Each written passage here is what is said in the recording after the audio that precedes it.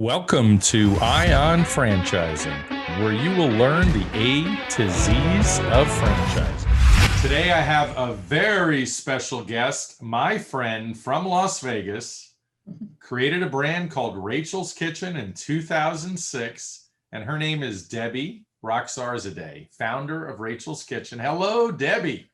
Hello, Lance. How are you? Doing awesome. So excited to have you on today. Thank you. Thanks for having me.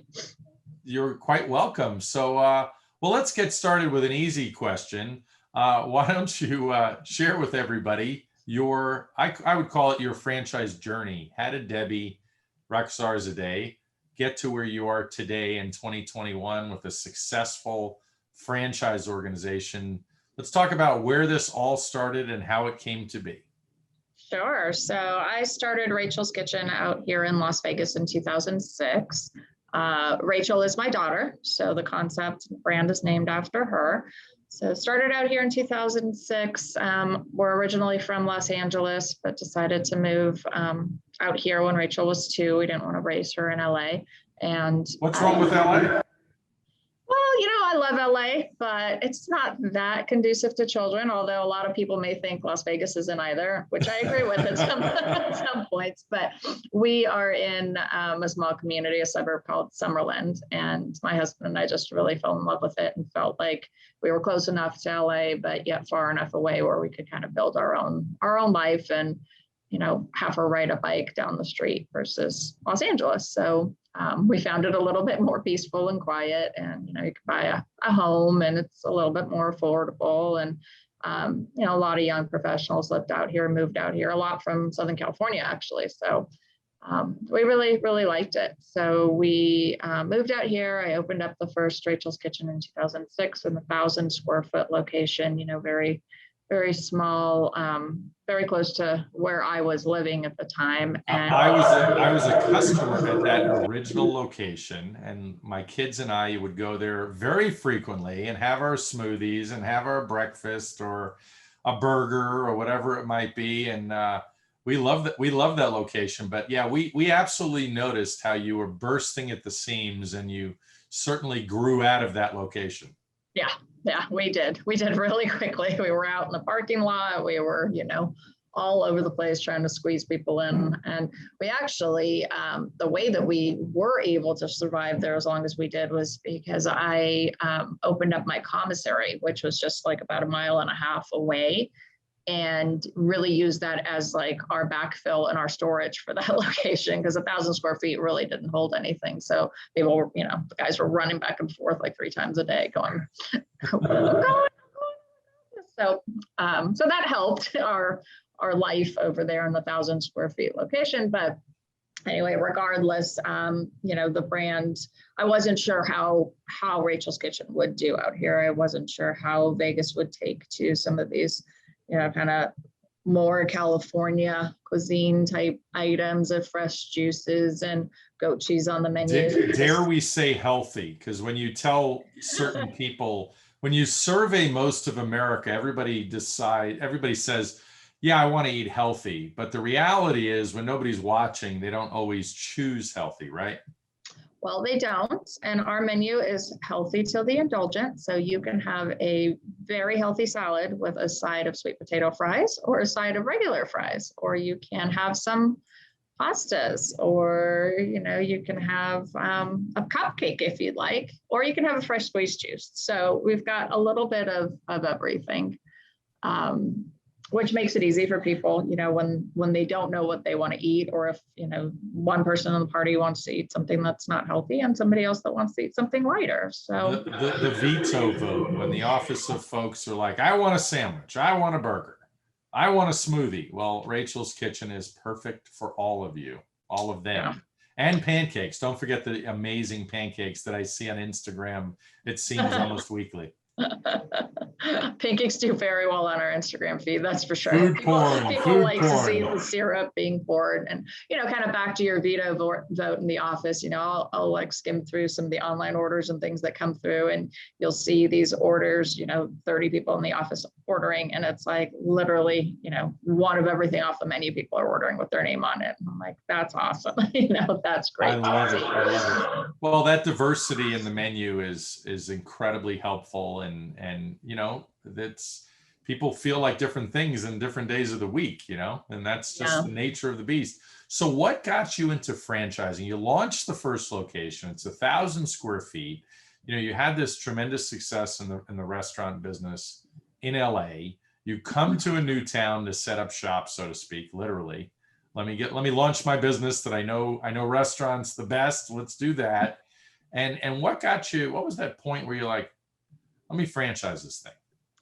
So when I opened in 2006, I was actually pregnant with my son. So now, how did that happen? No, I'm just kidding. Well, I'm not sure we have enough time on this podcast. That is not the purpose of this podcast. It's giving birth to brands that we're sticking to, Debbie. Stick to that, please.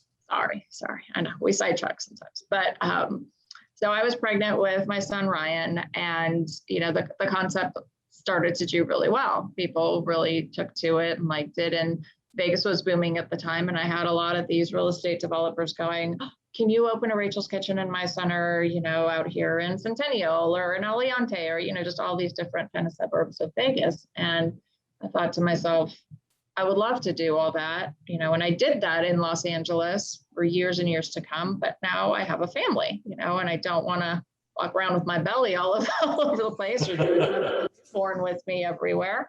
But, I still want to work and I still want to be involved and everything. And, more and more people were throwing out the idea of franchising. So I went to a franchise conference in LA to really try to understand, how do you get into this? What does it entail? And just, decided that was the route that I wanted to grow Rachel's Kitchen.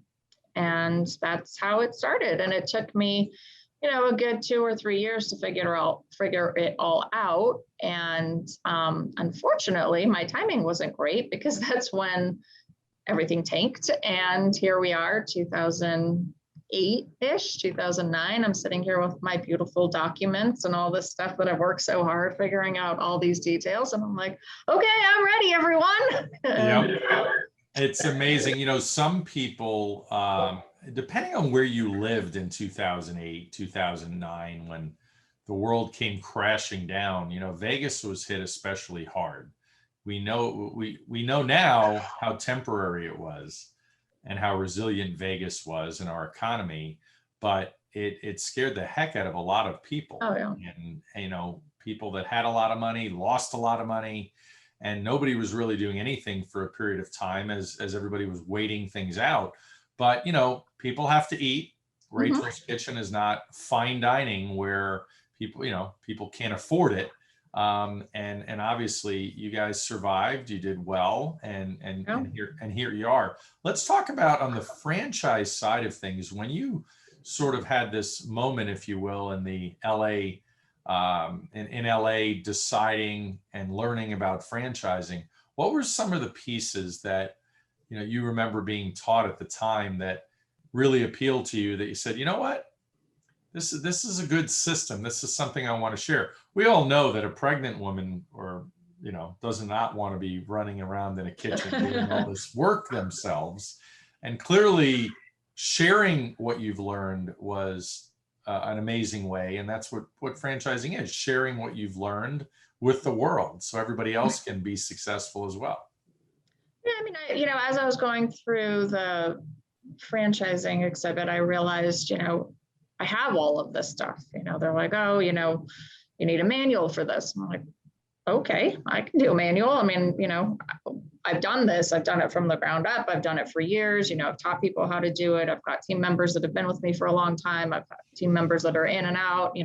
What are the best qualities in a team member? How do you keep them? How do you write recipes so people understand them? So a lot of this stuff was already things that I was doing. And, there was a few franchise brokers and consultants out there looking at it going, your numbers are fantastic. I mean, these are the numbers you need for franchising. These are great numbers. I'm like, okay, well, then I could check that box too. Like, well, it's just a cost to build this thing. I'm like, well, it's, this one was small, but if you doubled it, it would be this and that. They're like, okay, you could check that box. So it just made sense, and I think had the market been a different time, Vegas would have continued to grow, but everything kind of halted for a little while. But I would say that, the brand actually was stronger because we survived it, and we had so many locals, supporting us, and we actually thrived because fine dining was too expensive. So people would come to us instead of going to a sit-down restaurant that was, $20, $25. They'd come to Rachel's. And even the people that were having a hard time financially, maybe they wouldn't come every day, but they would come. Or maybe they wouldn't get their soda, they'd get a glass of water, but they were coming, and we were still, we were thriving, and we were growing and developing. So it made me feel even more secure that, the brand is kind of timeless because it can survive things. And then obviously, fast forward to COVID and pandemic, I mean, we went through another, kind of interesting time. And, we pivoted and we shifted and we did well. And now we're actually thriving and we're doing better because we learned how to do certain things better with technology. And we learned how to, just kind of tweak things a little bit better to make it, where we don't need as many team members to run the restaurant, or maybe we don't need all those tables in there because we have a lot more takeout business now. So, you kind of learn from all of these experiences, and I feel like the brand is just stronger because of it. So talk a little bit about, you mentioned the pandemic. You had a pretty cool technological shift, if you will, during or prior to the pandemic, where you did certain things. So share a little bit about that, because, people listening, the advantage of a franchise is, there's strength in numbers, and where you can go to vendors and negotiate things and streamline systems and processes that independent restaurants can't necessarily do. So share a little bit about that story.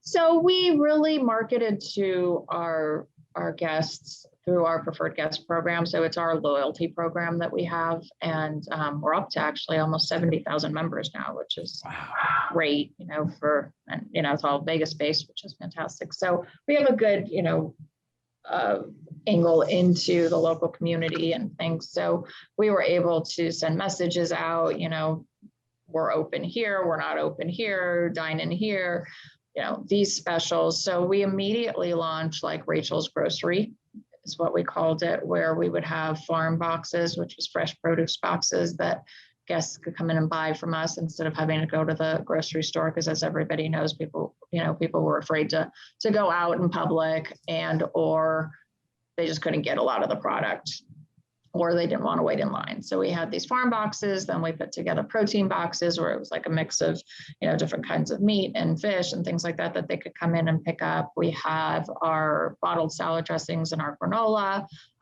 We were able to add beer and wine to that list. So, people could come in, get their lunch, get their, produce for a few days, get a protein box. And it was just, really helping the community. I mean, it wasn't, that much where it was like all of a sudden we've launched this like gold mine for ourselves, but it was just a way for us to kind of help and give back. And, the team members are running these farm boxes to the people's cars. They're loving it. They're like, oh, great. Can I have my smoothie and my juice on the way? And, can you also make me this arugula pear salad? And we really started to push technology more. I mean, we always had it in place. We had our app, we had our online ordering, but we really started to just push that more. We did a lot more curbside, and got our guests used to using that, because prior to that, yes, we had it in place, but people would still pick up the phone and call, and now, they've kind of learned the ease of technology. They enjoy the ease of technology. They've understood, hey, I can do this before I leave the house. And then when I get there, it's ready for me. So I don't need to wait in line and I don't need to do all of this stuff. So, you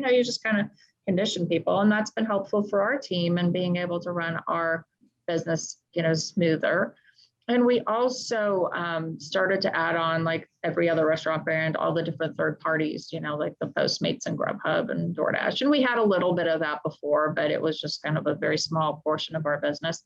But, with the pandemic and everybody staying home and, getting third-party delivery and stuff, we added all of these on and immediately knew that, managing this in-house with our team members having to type the stuff in on an iPad, it comes in on an iPad and then having put into our system is just a nightmare.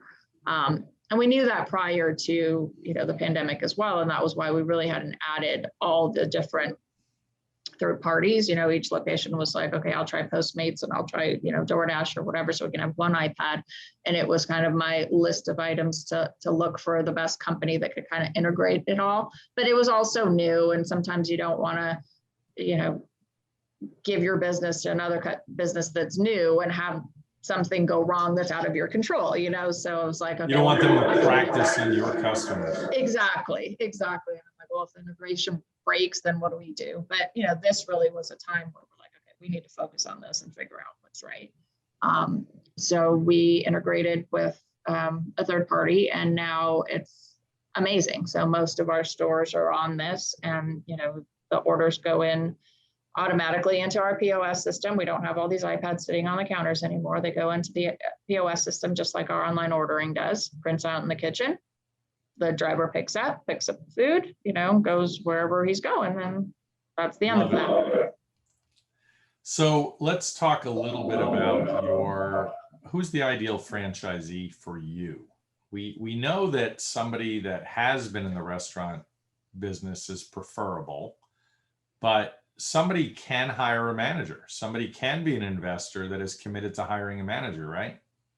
Absolutely. If they have a manager that has restaurant background, that knows the ins and outs of a restaurant and is committed to this, hopefully they have some sort of share in the business. So they've got some skin in the game, it could be a small percentage, but an opportunity for, say somebody's been a general manager for a corporate chain for years, opportunity to kind of, get out on their own sort of thing, is a great mix, because they're the ones operating it, they're the ones running it, but yet they have the security in the background of an investor, knowing that, somebody is there for them.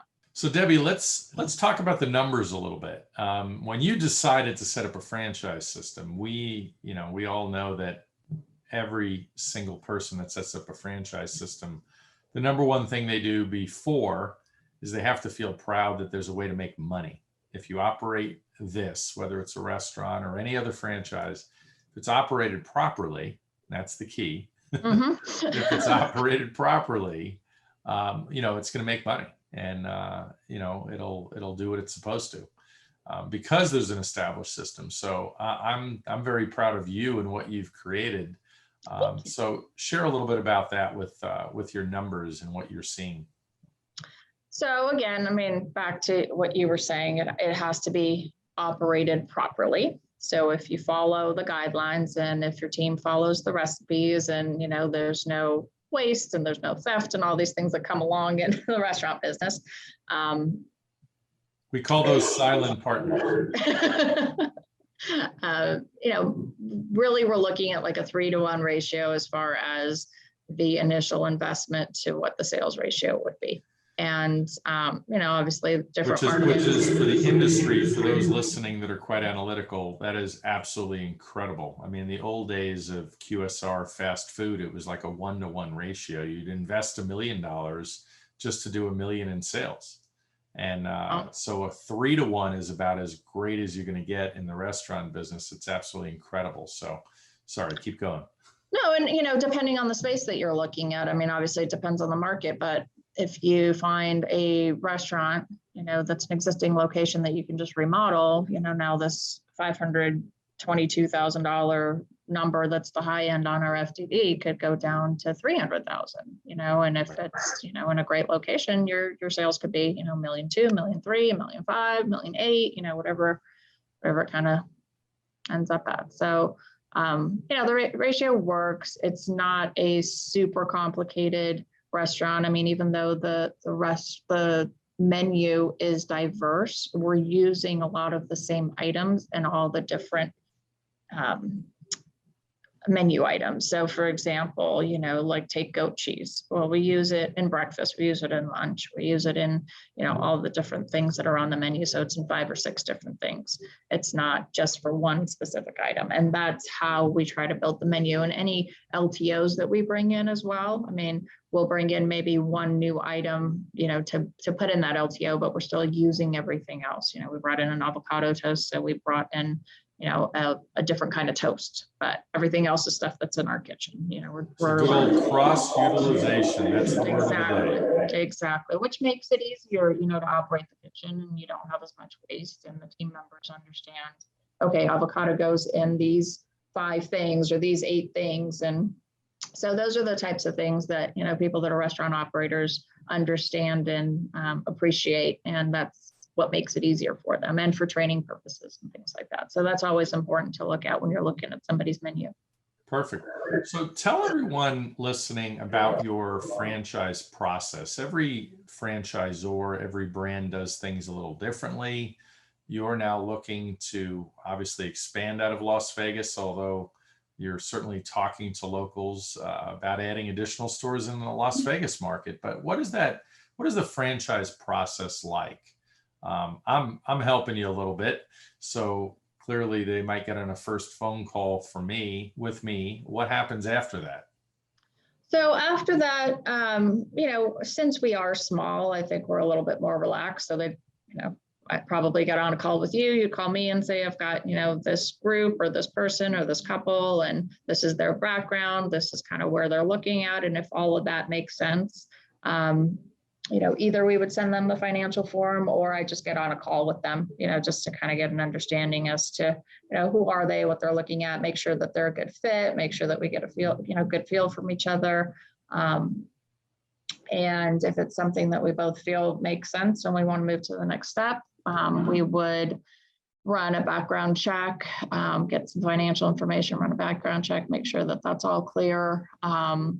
You would then send them the FDD. They would read through that. And then, make sure that the funds are in place. If they're going for some sort of loan or something like that, we would need a pre-qual letter from the bank.